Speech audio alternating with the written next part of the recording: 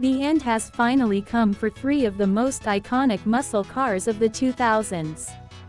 After a lengthy special edition packed farewell tour, the last 2023 Dodge Charger and Challenger were built at the Stellantis, Brampton assembly plant in Ontario, Canada, on December 22.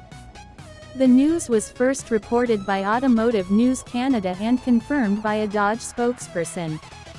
The last Chrysler 300 rolled off the line just 2 days prior.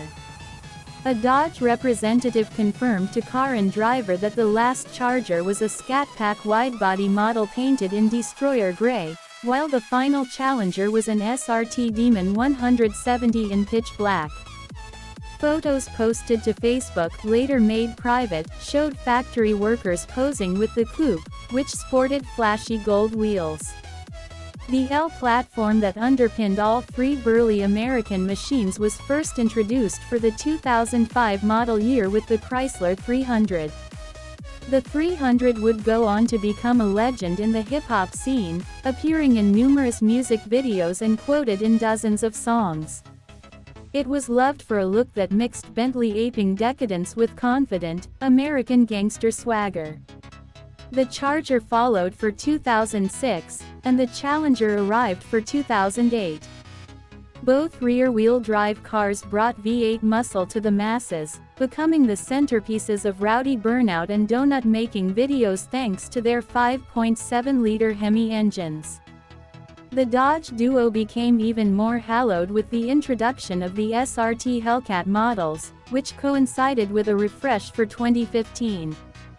The Hellcats, supercharged 6.2-liter V8s produced a sinister whine and more than 700 horsepower at a still relatively affordable price.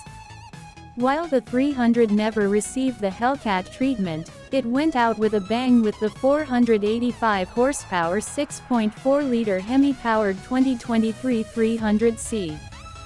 The Charger and Challenger were treated to more fanfare for their send-offs, with a series of "Last Call" special editions that culminated in the Challenger SRT Demon 170, capable of up to 1025 horsepower on E85 gasoline.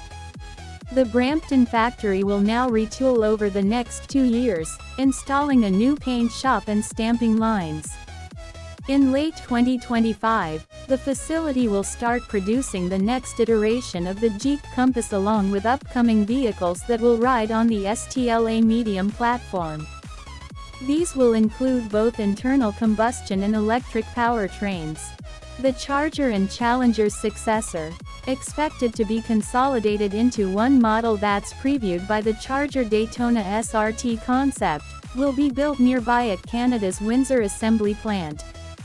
2- and 4-door versions are likely, and electric powertrains will be joined by Stellantis' latest Hurricane inline-six, which produces up to 510 horsepower in current Jeep and Ram vehicles.